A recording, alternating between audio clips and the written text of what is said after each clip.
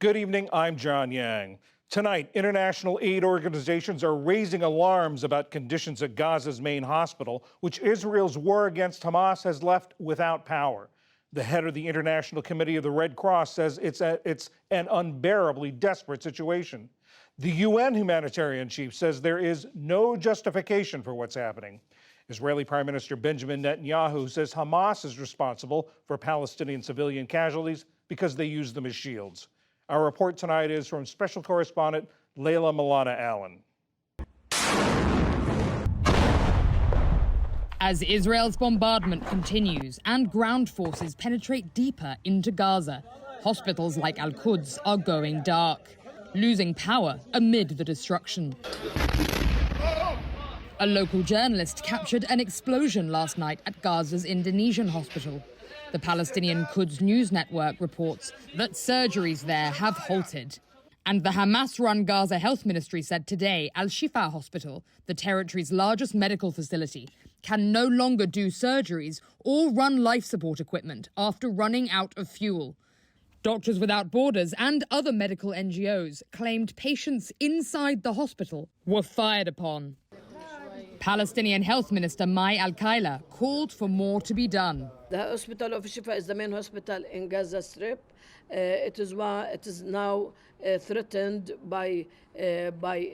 because it lacks oxygen, it lacks electricity, it lacks fuel. The Israeli military says there is fighting near Al-Shifa, but no siege or strikes on it. And today, a military spokesperson added that Israeli forces will help evacuate babies from Al-Shifa tomorrow. Israel claims Hamas has built command centers under Al-Shifa and other hospitals. Hamas denies this. Over 800 miles away in Riyadh, Saudi Arabia today, dozens of leaders at an Islamic Arab summit called for an immediate end to the war in Gaza.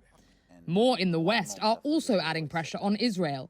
French President Emmanuel Macron, last night on the BBC, joined the growing calls for a ceasefire. I think there is no justification precisely to attack civilians.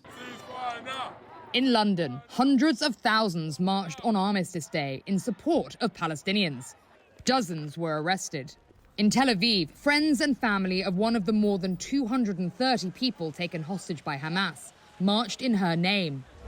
Back in Gaza, as the conflict rages with no end in sight, thousands more Palestinians from Al-Shifa and elsewhere today fled to southern Gaza, a journey marked by desperation. The road is all suffering, suffering that the devil itself wouldn't think of. I witnessed 3 conflicts, and I have never witnessed something like this one. I don't know where my sons are. My wife needs kidney dialysis. There is no hospital. There are no signs of life. We and the animals are the same.